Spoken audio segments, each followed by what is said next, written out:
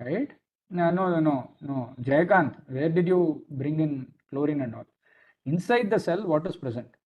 Inside the cell, I am taking a myocardial cell and I am saying inside the cell, what are the ions which are present? Inside the cell, there is potassium. Inside the cell, there is phosphate. Inside the cell, there is calcium. There could be many others, but for our understanding, we are simply looking at these three are the ones which are present inside. Now tell me, because of the presence of these three, what is the charge or what could be the charge of the surface of this particular cell? What could be the charge of the surface?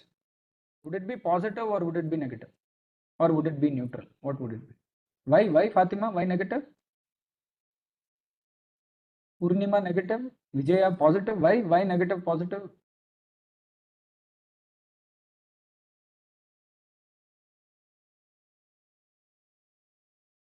No, don't give me resting state. Outside of the cell, no. No, give me proper answers. Now, when you are guessing something, you should have a rationale, right? Why is this positive or negative? See, questions will be of such nature that there will sometimes be no right or wrong answer, but what is the line of thought you are taking? What is your reasoning behind coming up with an answer? That is more important. Because phosphate ion is negative. Mohammed Kaif, very good. Right? Phosphate is negative, but what about potassium, Kaif?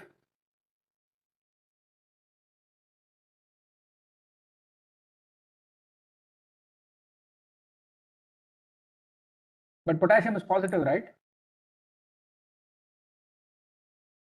Yeah, potassium is positive, phosphate is negative. So what would be the net charge of the membrane? That is, there is both positive, so it may be neutral. Okay, Norman reasoning is good. Sodium present. We are not talking about sodium kusuma. We are simply asking what is the charge of this. What is the charge of this membrane of a myocardial cell? What do you think at a resting state? What do you think its charge is? That is the question.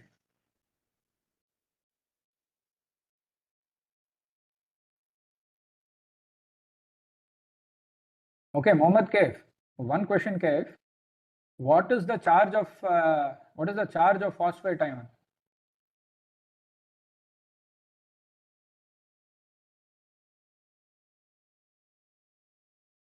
No. How much negative?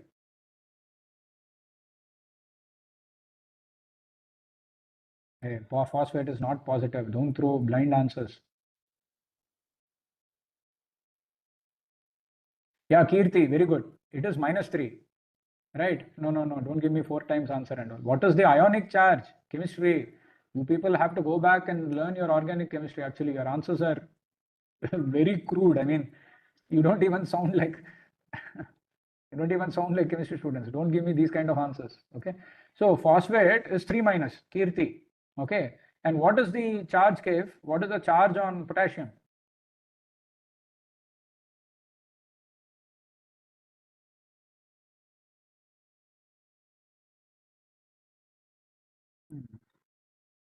Charge of potassium is +1, right, Uzma? Yes, we know. Charge of potassium is +1. But tell me, what is the net charge? There is a +1 of potassium. There is a -3 of phosphate. Net charge is -2. Excellent, we know. So what would be the membrane potential inside the cell at a resting state? Positive or negative?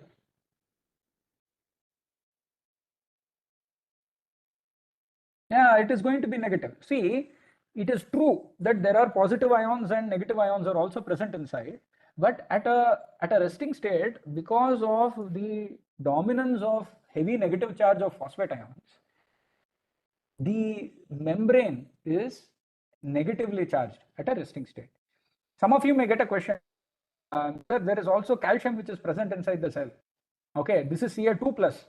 So 2 plus 1 plus, it should be 3, and phosphate is 3 minus. So 3 plus and 3 minus should be neutral, right? Why are you saying it is negative? Okay, but you should remember the calcium which is present inside the cytoplasm is actually embedded inside a capsule.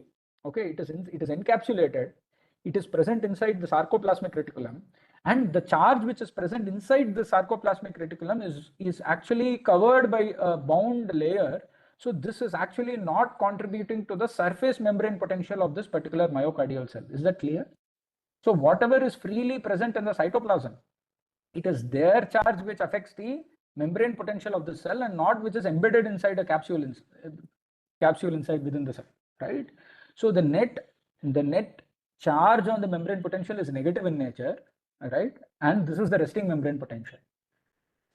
And this particular resting membrane potential has a value in millivolts associated to it. Okay, so the value in millivolt is minus 90 millivolts. Okay, now I'm not going with accuracy. Okay, I'm going at a ballpark. When I say ballpark, you may find some textbook exactly precisely giving you minus 85, minus 80. It's okay. I mean, minus 90 is fine, right? So minus 90 millivolts is what is associated with the resting membrane potential of a myocardial cell. So this cell, for which we have drawn a square here, this is negatively charged at the beginning because of the presence of more negative charge which is floating around the cytoplasm. Okay, it is just simply floating around the cytoplasm, contributing to the negative potential of the surface. Now what happens? This particular cell suddenly gets activated. Why does it get activated? How does a myocardial cell get activated? Anyone?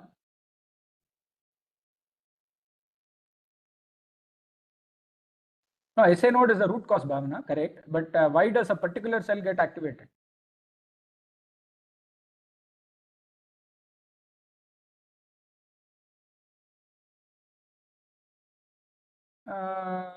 No. Okay. One particular cell, why does... No. We don't go into concepts which we have not discussed. Why does this particular cell get activated? This particular cell gets activated because of the stimuli they will receive. Adjacent cells, we know, excellent. Okay, so think in a very simple terms. Okay, this is the answer I want. We know, very good. Simply this gets activated because its adjacent cell gets activated, right? What happens inside the cell is something we have not dealt with. A very particular myocardial cell is getting activated because its adjacent cell got active. And if you are going to trace back to which was the first one which triggered this entire series of activity, that is the sinoatrial. So I agree to that answer. But the point is, immediately a particular cell is getting active because its adjacent cell got active, right? So here, this particular cell, we are saying it is activated because its adjacent cell is activated. Now, what exactly happens here is because, you see, there was a minus 90 millivolt in this particular surface of this particular cell. And suddenly what happens? The adjacent cell was active now. What happens? Because the adjacent cell is active, because of its activity, what happens suddenly, you will find that some of the sodium ions start seeping inside this particular cell because of the activity. Okay, the sodium channels get opened. Okay, because of the adjacent cell's activity, the neighboring cells' sodium channels will start responding to its neighbor's activity. Okay, it will start responding to the neighbor's activity. Okay, lot of noise in the neighboring house, you will shut your door, right? So in the same way, there is some neighboring activity is either activation or there is a closure that happens. In this case, there is an activation that is happening. Okay, so you find like there is some get together, a lot of neighbors started coming in, you open the doors. So the neighboring activity is creating a response in this particular cell. The first response is opening of sodium channels. When sodium channels are opened, what happens to the sodium? Sodium is actually present in the extracellular milieu, right? It is present in the extracellular region. When the sodium channels open inside the cell, sodium from outside starts moving inside this particular cell. Okay, because sodium is coming from outside to inside, we call it as influx of sodium. Okay, influx of sodium takes place. There is a slow influx of sodium that takes place until a certain point of time. Okay, the slow influx of sodium takes place until a region of minus 60 millivolts to somewhere around minus 40 millivolts. Okay, takes place. Okay, and you see this from minus 90 to minus 60, it is a positive growth, right? From minus 90 to minus 60 and minus 40, this is actually moving towards the positive side because we are talking about minus 90. If you are saying it goes from minus 90 to minus 180, it means it is even more negative, right? So minus 90 to minus 60 is a positive growth, and the membrane potential is turning to become more and more positive because earlier there was a net charge of 2 minus because of the presence of phosphate. Now there is a positive charge of Na plus starts coming inside, slowly it starts coming inside.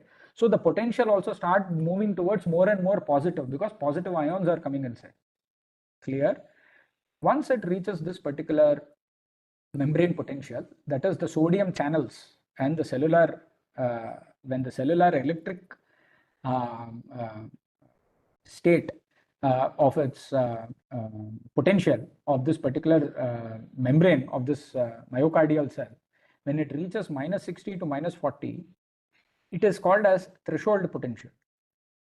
Okay? It is called as threshold potential.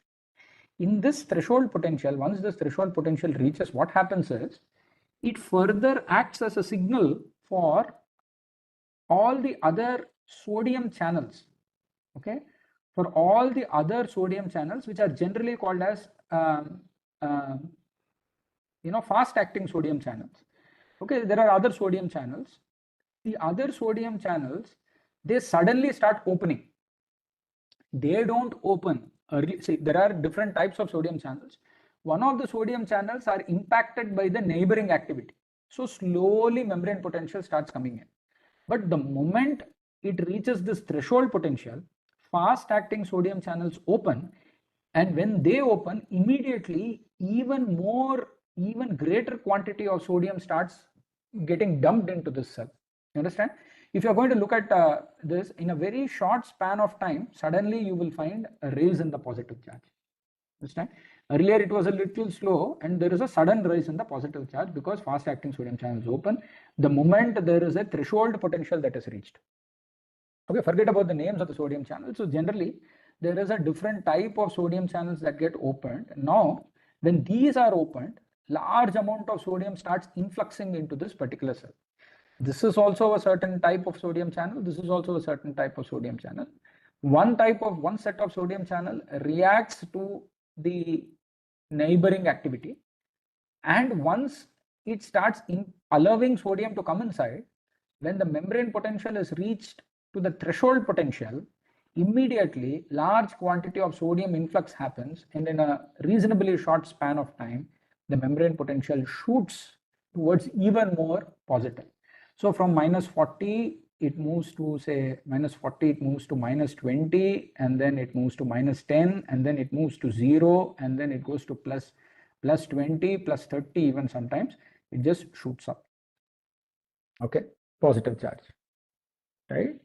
So it just moves up like this. Okay, at this stage when it hits 0, actually this fast acting sodium channels, they tend to close, and these sodium channels, they anyway close.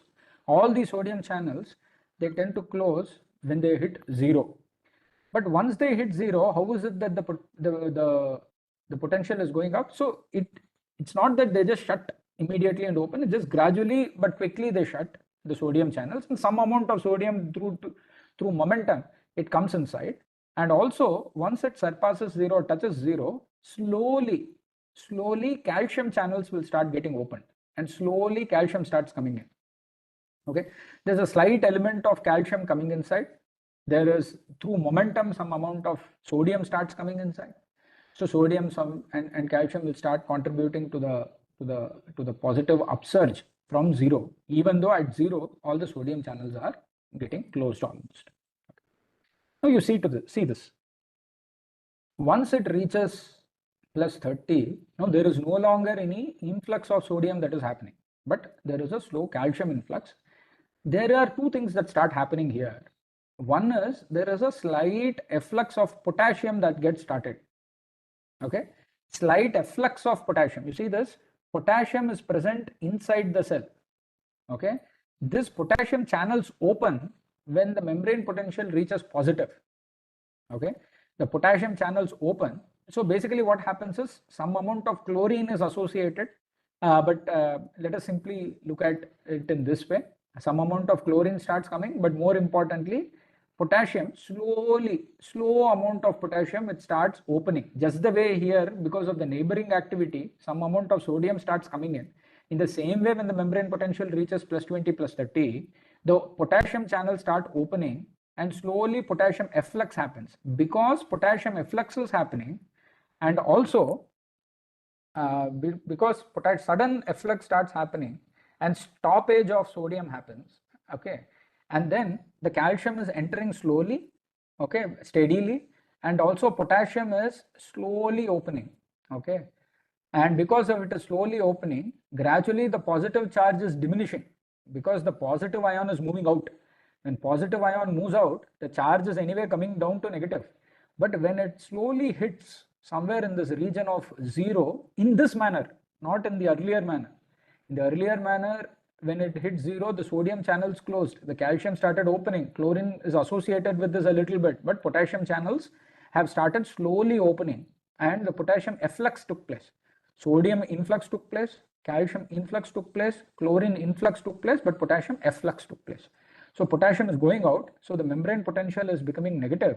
Somewhere once it reaches this 0, this potassium channels will open to a large extent, and large amount of potassium in a very short span of time start exiting from the cell. Okay, this is what happens, and this negative membrane potential is associated with the efflux of potassium. Once it hits minus 90, once again the potassium channels close. Potassium channels close, all the activity closes. At this stage, at the end of this phase where the potassium channels, all the potassium ions exited and potassium channels close, what happens in this phase is exactly at this level. Here I'm drawing at this level. What happens? Potassium is outside. Okay, calcium is inside. Okay, sodium is inside. Okay, chlorine is inside, and phosphate anyway is inside. Okay, this is a different story. But potassium is outside. Calcium, sodium, and chlorine are inside. Okay, and this is what happens here.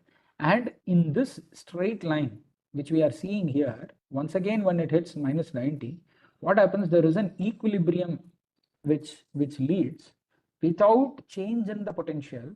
What exactly happens is, without change in any potential, once again some amount of calcium is thrown out, sodium is thrown out, chlorine is thrown out, and the potassium is brought inside the cell.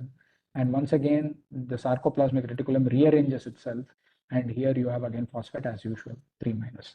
Okay, so this particular state of rest is associated with this equilibrium distribution.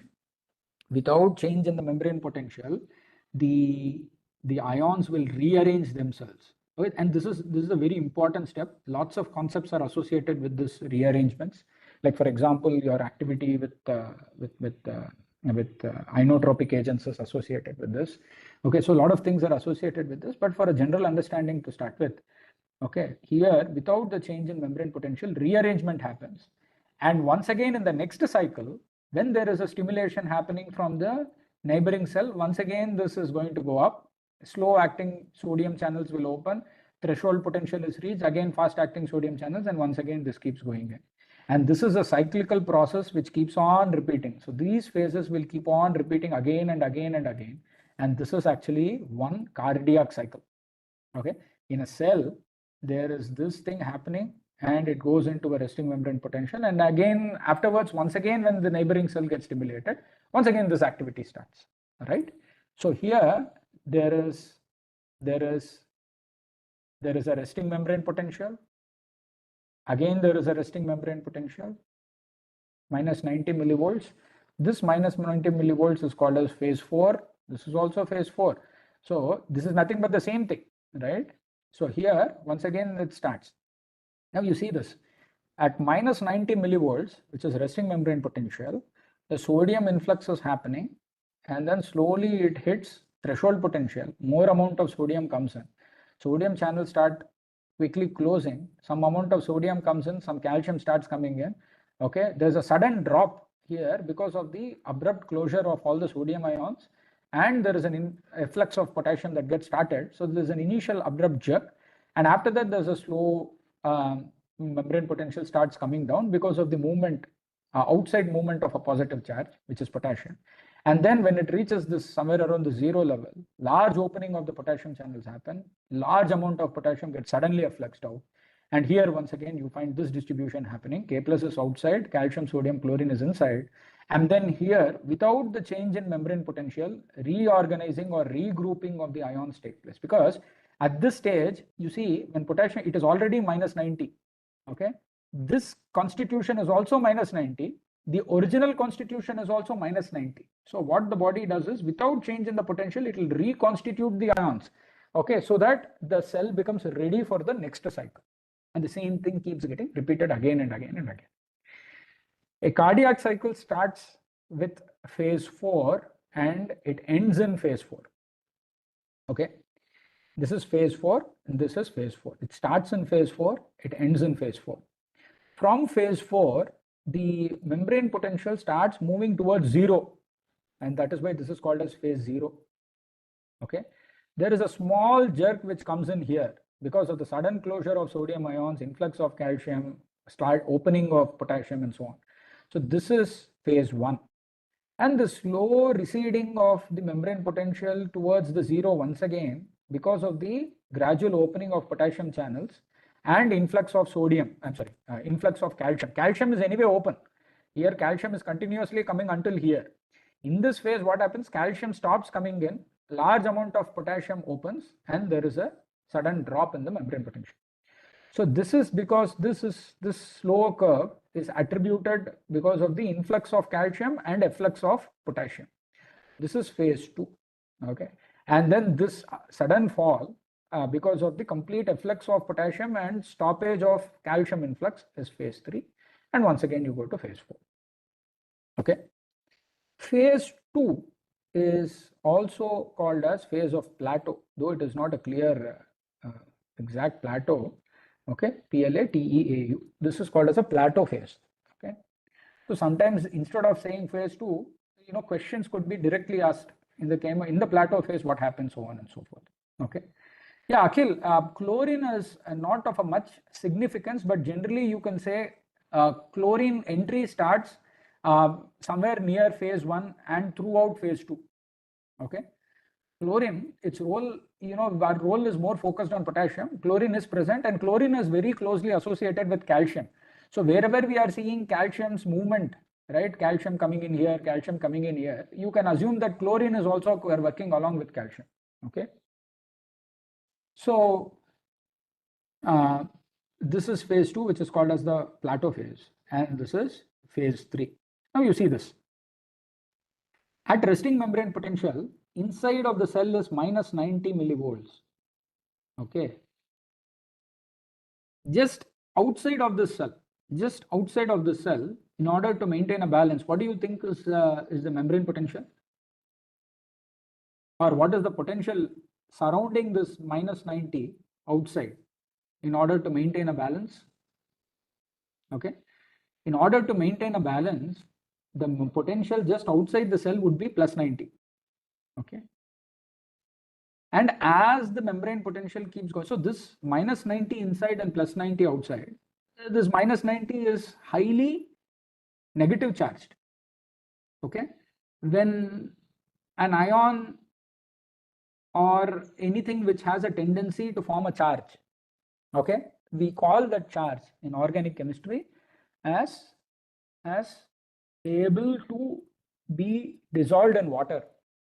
Okay, ions are easily soluble in water, right? The solubility of ions in water makes them polar in nature, right? So whenever there is an ionic charge that can be expressed, be it in inorganic or organic chemistry, we simply call it as polar in nature. So at minus 90, it is completely polarized, right? Because of this negative charge. Even at plus 30, it is polarized because it has positive charge. But if you see, interestingly, at 0, okay, is there any plus or minus charge associated? It is not associated. And that is why this stage of 0 is called as stage which is depolarized state. Understand? You would find this word many times coming in your autonomic nervous system, central nervous system, cardiac system. You would generally tend to say a cell is getting into an activity whenever there is depolarization that takes place. Okay, so the phase 0 is also called as phase of depolarization. right? So action potential movements from one ions to, one neuron to another neuron, right? There is action potential that moves, and the movement of this is happening through the state of depolarization. Because of the activity of one neuron, the next neuron sets itself into a state of depolarization, which allows the sodium influx to happen basically. And then depolarization happens, and whatever is the activity that has to happen happens. The entire cardiac cycle will take place only if depolarization is initiated. If depolarization is not initiated, this cycle will die here itself. Okay, the cycle will not happen, correct? And the cycle is directly associated with the myocardial function. So if a cell has to function, it has to be associated with the depolarization. So any cell in general, if it is to become active, then we call it as a cell which has to become depolarized. Depolarization is important for the cell to become active. Understand? So the concept of depolarization is simply that the membrane potential becomes zero, primarily owing to the influx of sodium, and there is a balancing out of the charges that happens. And once depolarization sets in, then the cell is said to go into a phase of activity. A neuronal activity happens. The neurons in the brain or in the ANS, they become very active, or they are showing their activity because they show depolarization, right? So for example, cholinergic neurons, they secrete out acetylcholine because they enter into a state of depolarization. Same thing here. There is a depolarization that sets in the myocardial cycle, and because of the depolarization, the heart becomes active. Is this clear for you guys? So the ionic movement is very important, and because of this ionic movement, there is an activity of this particular cell. We are just talking about this one cell. This one cell gets into a cardiac cycle, and because it goes into a cardiac cycle, its next cell goes into a cardiac cycle, its next cell goes into cardiac cycle, its next cell goes into cardiac cycle, so on and so forth, right? So like this, the signals are passed on from the sinoatrial node to all the other parts of the heart. Now you see this in sinoatrial node. What happens is, because it is self-stimulatory in nature, it doesn't have this luxury of ending phase 3 and then having a resting membrane potential and then moving. It doesn't happen that way. The cardiac cycle of sinoatrial node, which is a pacemaker, it somewhere starts around -60 directly. Okay, its phase 0 is not very steep. Okay, it happens something like this. It enters the end of phase 3, and even before it could rest, it will start off its next trigger. Okay, so the phase 4 is very narrow. Okay, and it doesn't, its resting membrane potential, if you want to say, is somewhere around -60 millivolts. This is only for pacemaker, not for other cells. For pacemaker, the resting membrane potential is around -60, and the phase 4 is very narrow, and that is why you would find something like this quickly happening. This will be your not this. This will be your sinoatrial node. Whereas if you want to look at any normal cell, it's going to be somewhat. You will find this time being given for other cells. This time will not be given for sinoatrial node. Another thing is, this start is -90, whereas this start is -60 for sinoatrial node. So there's just an exception in terms of the cycle for sinoatrial node. It will not have a significant phase 4, and it will also not. It will have a very steep phase 0. Phase 0 is spontaneous. You will not find phase 0 happening a little gradually. It's just spontaneously occurring. And that's with sinoatrial node difference. Is this clear with this the simple concept of cardiac cycle for now?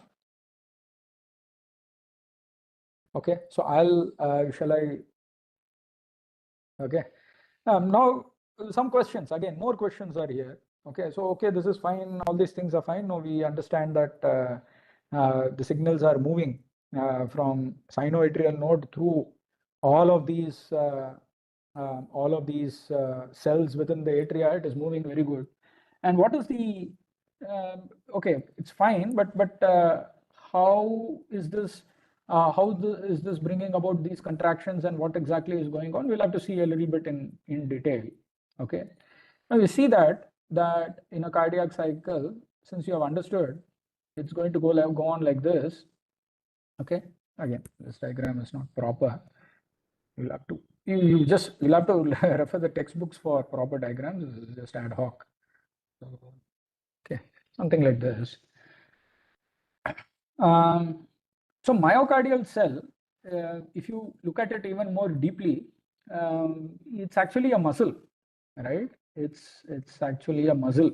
In fact, muscles are, you have three types. You have smooth muscle, you have skeletal muscle, and then you have cardiac muscle, which has some characteristics of smooth muscle as well as skeletal muscle. So basically, this is nothing but, that's why we call it as myocardium. Myocytes are muscle cells, right? So heart is also a muscle. So it has a proteinaceous matrix, and it's a pumping equipment, and it is very strong. Okay, so this being a muscle, it needs to have some strength, and it needs to have some pumping capacity, and it basically pumps blood from the lung, from the heart to the lungs, and from the heart to rest of the body. So what is contributing to this is, we'll just see a very, again, this is a very big chapter in itself, or rather a topic in itself, but we'll just see the outline of it so that we understand this in a much better way. See, when the intracellular matrix is, when it starts changing, see, what happens is, you will suddenly find that, okay, so you have potassium and then you have phosphate. Okay, so what is happening is, suddenly during phase 0, what happens? Sodium starts coming in, okay, in phase 0, okay, and in phase 1, you will find calcium coming inside. Okay, in phase 3, of course, potassium goes out. Of course, in phase 1 also some potassium goes out, phase 2 also some potassium goes out. It's a simple understanding. Phase 3 mainly contributed by potassium. So once the sodium and calcium starts coming inside, we are talking about from a state of depolarization, that is state 0, depolarized state. After 0, what happens? The sodium entry is closed, okay, and calcium entry is open. So when the calcium entry is open, what happens is, this calcium which is coming from outside to inside. So we already saw that inside the cell there is this sarcoplasmic reticulum which holds certain amount of calcium inside, right? It holds certain amount of calcium inside. It has some, this sarcoplasmic reticulum has some receptors which are present on its surface, because we said this is encapsulated, it is embedded inside this particular cell. It has some receptors, and these receptors are called as rhinodine receptors. Okay, they are called as rhinodine receptors. Very important. What is the agonist for rhinodine receptors? Okay, the agonist for rhinodine receptors is calcium. Okay, very important point. So rhinodine receptor, the receptor's agonist is calcium. Okay, so agonist is something which has affinity towards the receptor as well as it shows an intrinsic activity. It's an important point. If it only shows affinity and no intrinsic activity, it becomes antagonist, right? So it has to show an affinity and also show an intrinsic activity. So this calcium binds itself into the surface, okay, of this rhinodine receptor because they have an affinity, and it's the agonist for this. What happens is, once the rhinodine receptors are triggered, the calcium which is stored inside the endoplasmic reticulum, endoplasmic reticulum is present inside. Whatever is the calcium which is present inside the endoplasmic reticulum, it is released out into the cell surface. Into the cytoplasm. There is calcium which is coming in, and there is calcium also which is released here. Actually, what happens? This contributes to the positive charge of the membrane potential, because earlier this was not contributing. Now more number of calcium has started coming inside. It contributes to the positive charge, but of course, because of the efflux of potassium, which is more in quantity and more rapid relatively, that is why you find the slow movement tracing it back during the Plato phase.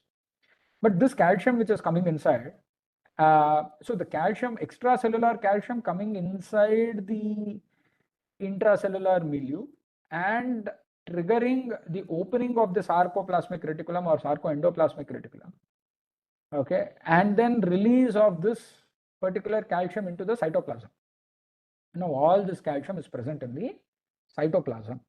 Once this calcium is sufficiently concentrated inside cytoplasm, okay, once it is sufficiently concentrated inside the cytoplasm, what happens is it starts activating inside this itself, it activates troponin tropomyosin complex. Okay, troponin tropomyosin complex.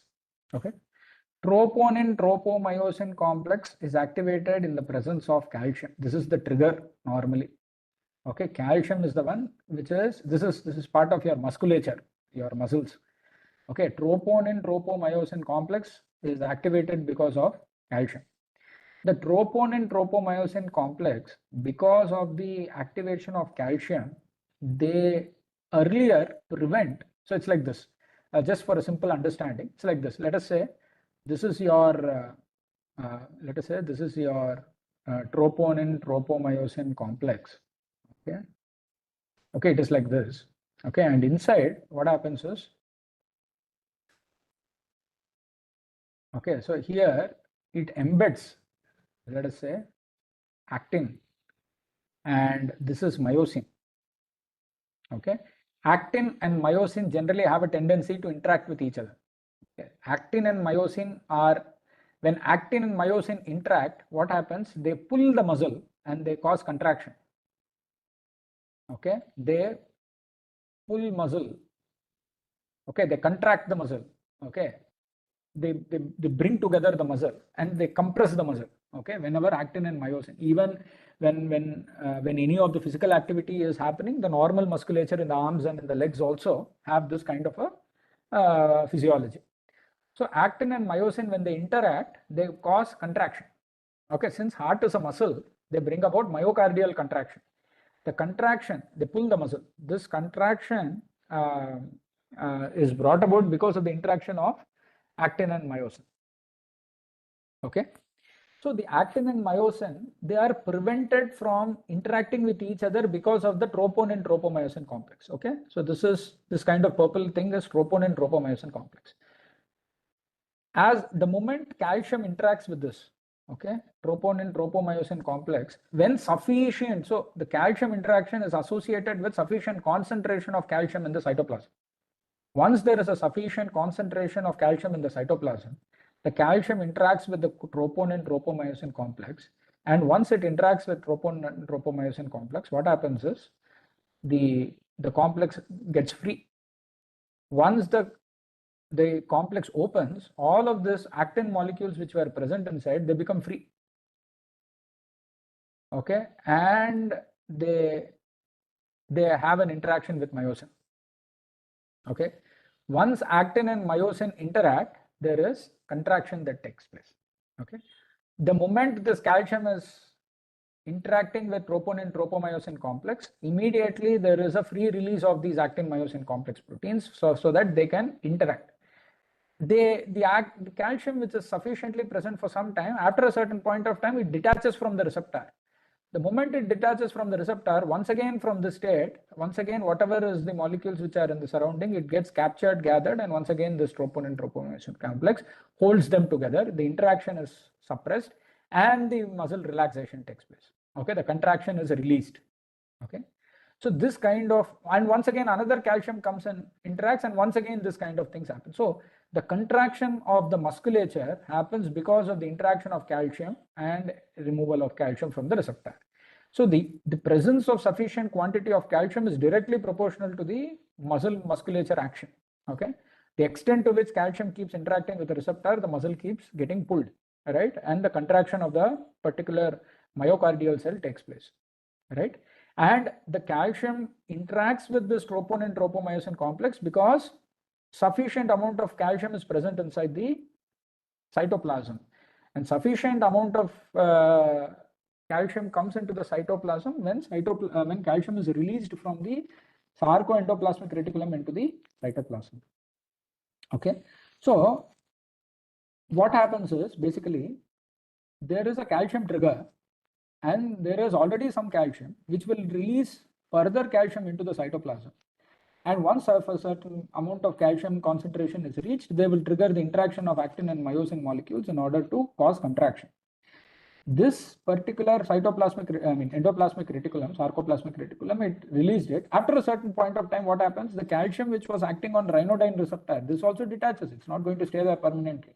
Once it detaches, what happens is this endoplasmic reticulum, it has ryanodine receptor, okay, and it has another molecule which is called as SARCA, okay, which is sarcoendoplasmic reticulum calcium ATPase, okay. So the sarcoendoplasmic reticulum calcium ATPase is also responsible for grabbing all of this calcium molecules and put them back inside this endoplasmic reticulum. Wherever there is this calcium available, it will put it back, right?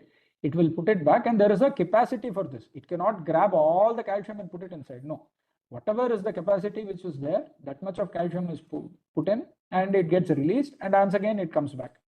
So this SARCA helps in putting back everything. Once again, calcium is present inside the endoplasmic reticulum, and whatever is the calcium which is not released back, this calcium is insufficient for it to cause this particular trigger. However, this calcium is sufficient enough to once again cause a next cycle of this opening.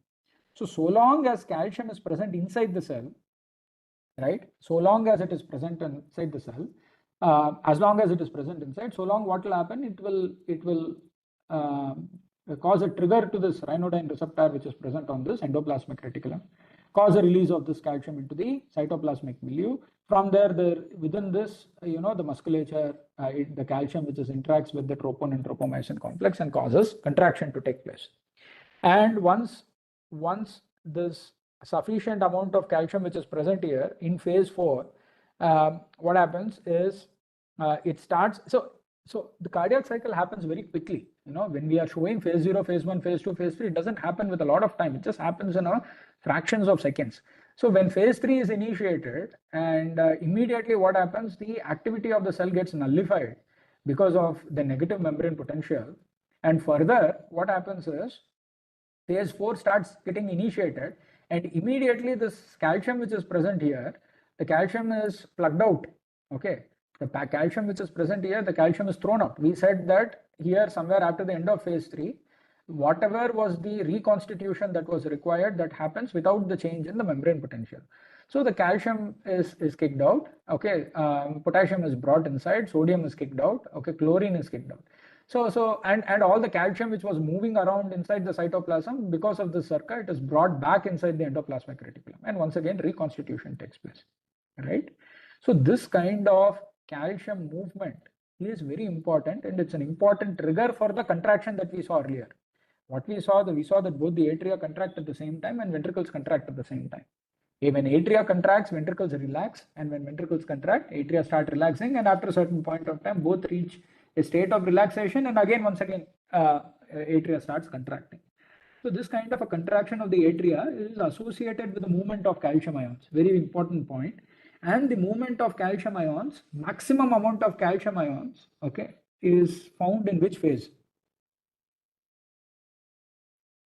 Maximum amount of calcium ions is found in which phase? Inside a myocardial cell.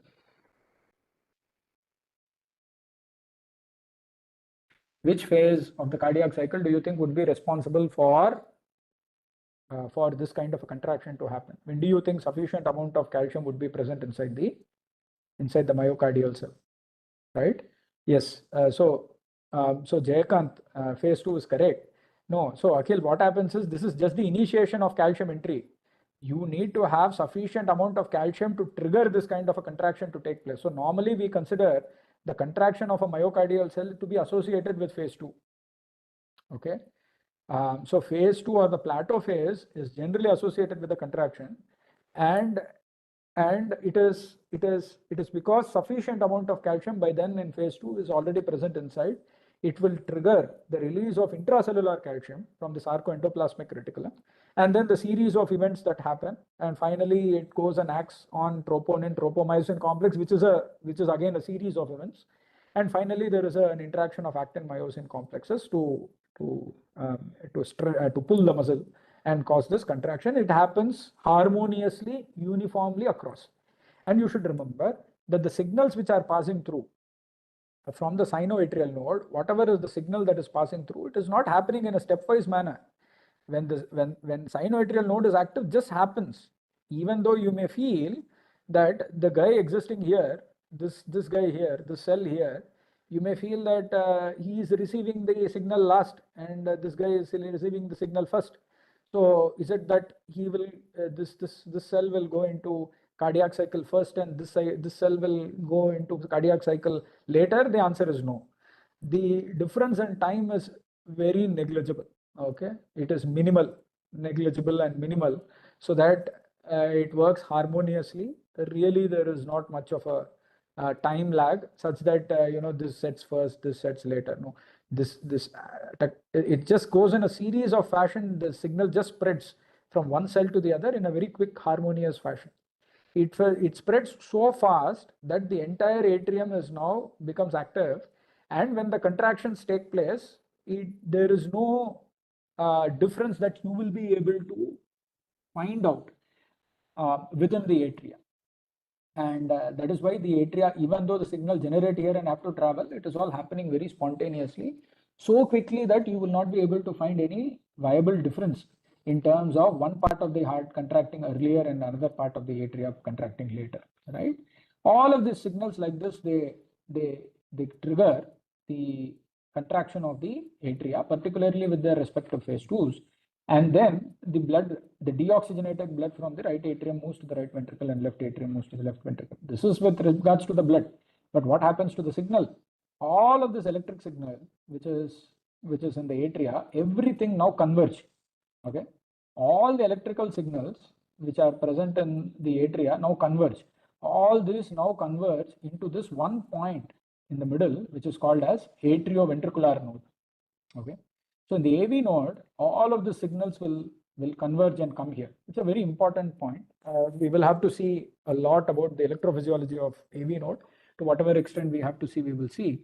So all the electricity is converged into this AV node, and in the AV node, it is held for a little bit of a time. A very short time, it is held here in the AV node, and this AV node, because the signals come to the AV node and trigger the AV node will now pass on the signal to both the ventricles. Understand this? The signals move across the atria, they converge into this AV node, and from this AV node, once again, the signals are passed into the ventricles, and the ventricles will contract. Okay, both the ventricles will contract. This ventricle will supply oxygenated blood to the rest of the body, and this ventricle will supply deoxygenated blood to the lungs. The movement of electrical impulses starts from sinoatrial nodes, spreads across the atria, converge into atrioventricular node, and spreads across the ventricles. Okay, ventricles, Purkinje fiber, all these different places, it just spreads it. It spreads harmoniously such that both the ventricles contract at the same time, and the respective blood moves into wherever it has to move, right? Oxygenated blood to the body, deoxygenated to the lungs. And once again, next cycle starts from here. Okay, and from the signal, once it starts from AV node, the same concept happens. AV node is active, it passes on the signals. The AV node activates this activates this activates this activates this, so on and so forth. All the cells are activated, and then there is a harmony that is maintained. There is actually not a time lag. If you find a time lag happening, then it is called as arrhythmias, which is a separate topic in itself. So normally there is no time lag that is seen in this particular journey of this myocardial cells. Okay, so there is a movement of these ions that happen in this fashion, in such a way that there is a harmony that is maintained, and the atria and ventricle contract one after the other, and the blood pumping takes place, right? So this is one cardiac cycle for each of the cell, and that is multiplied into n number of times because of the presence of so many atria and ventricles, and then they ultimately pump the blood. So this is a simple a movement of ions across into and outside the cells in such a manner that there is a trigger of reactions that happen, and then finally you will find the myocardial contraction taking place. Okay, so is this clear till this point?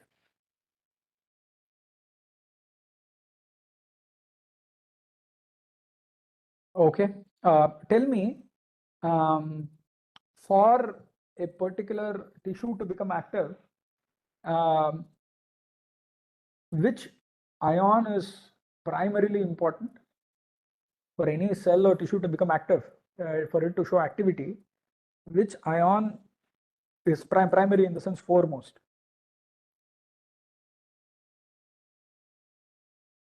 Very good, Vinod. Yes, sodium, because all of the activity is starting from sodium, right?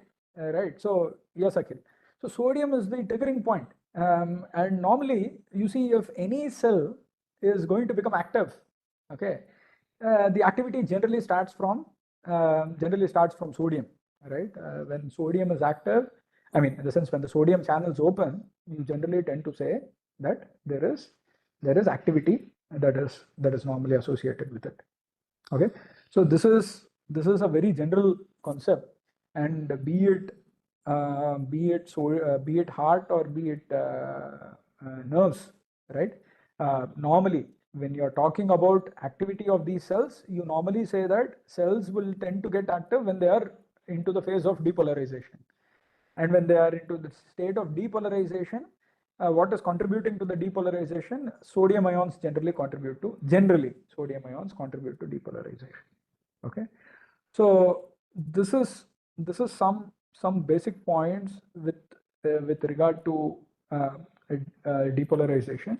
Our broader picture, okay, in the broader scheme of things, our focus area covering lots of topics is to do with potassium ions. Okay, so it's a very, very important ion in the body.